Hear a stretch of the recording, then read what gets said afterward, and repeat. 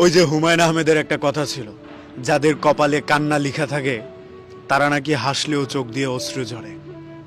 আমি খুব ভালো করে জানি আমাদের বিচ্ছেদের কয়েক বছর পর কোনো এক গলির মাথায় আমাদের আবার দেখা হবে।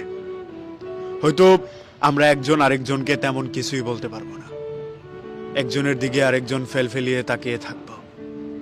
এই সময়ের ব্যস্ততা কিংবা বেকারত্বের অজুহাতে তুমি অন্য কারো হয়ে গিয়েছো। এখন হয়তো ভালো আছো, দিন শেষে সবাই ভালো থাকে, কিন্তু সবচেয়ে ভয়ানক ব্যাপার হচ্ছে নিজের প্রিয় মানুষটা নিজের চোখের সামনে অন্য কারো হয়ে যাওয়াটা। এই বিপত্তি কিংবা বিভেদটা মানুষ মেনে নিতে পারলেও ভেতরে ভেতরে এই জিনিসটা সহ্য করতে পারে না।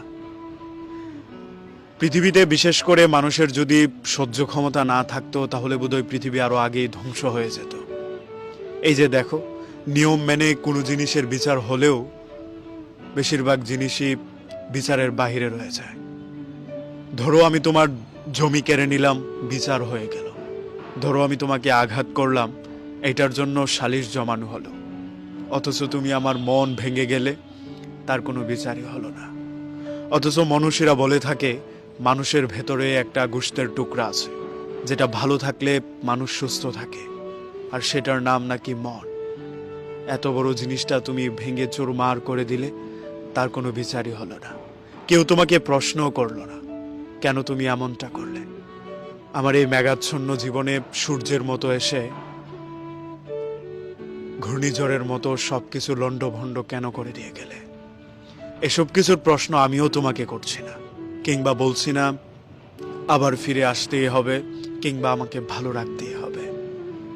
যেহেতু আমি তোমাকে ভালোবাসি, তোমার ভালো থাকাটা দেখতে পারাটাই আমার সার্থকতা। বলো, মানুষ তো স্বার্থপরই হয়, ছেড়ে যায় ও কারণে ভেঙে দেয়, মানুষের চোখে অশ্রু আনে। পৃথিবীতে এমন মানুষের সংখ্যা খুবই কম যারা মানুষের ভালোটা দেখতে পারে।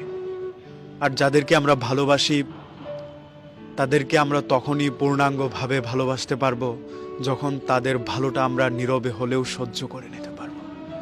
এই যে তুমি দিব্যি হেসে বেড়াচ্ছ, প্রত্যেক দিন নিজের জন্য বেঁচে বেড়াচ্ছ, আরেকজনের জন্য হাসছো, এগুলোতেই শান্তি। তুমি ভালো আছো, তুমি নিজেকে নিয়ে ভালো আছো, এটাই আমার ভালোবাসা। কারণ ভালোবাসার মানুষকে ভালো রাখার নামই নাকি ভালোবাসা। যে ছেড়ে গিয়েছে তার জন্য অভিযোগ করে কি করবো বলো? যে ভেঙে দিয়েছে নিজের মানুষকে, তার প্রতি কোনো দায়বদ্ধতা থাকে না, তার প্রতি কোনো অভিযোগও থাকে না। তার জন্য কোথাও বিচার দায়ের করব, সেটা তো প্রশ্নই আসে না। তুমি ভালো থাকার জন্যই আমাকে ভেঙে দিয়েছো কিংবা ছেড়ে গিয়েছো। আমাকে ছেড়ে যাওয়াটা তোমার জন্য সার্থক হোক কিংবা তোমার জীবনের জন্য কল্যাণ বয়ে আনো। দাদা দাদিরা বলতেন মানুষের রুহের আহ নাকি আরেকটা মানুষের জীবন ধ্বংস করে দিতে পারে।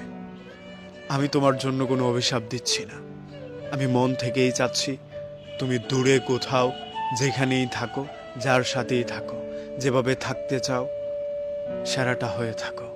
নিজের সবটা ভালো বুঝে নিজের জন্য ভালো থাকো, নিজেকে ভালোবাসার জন্য ভালো থাকো।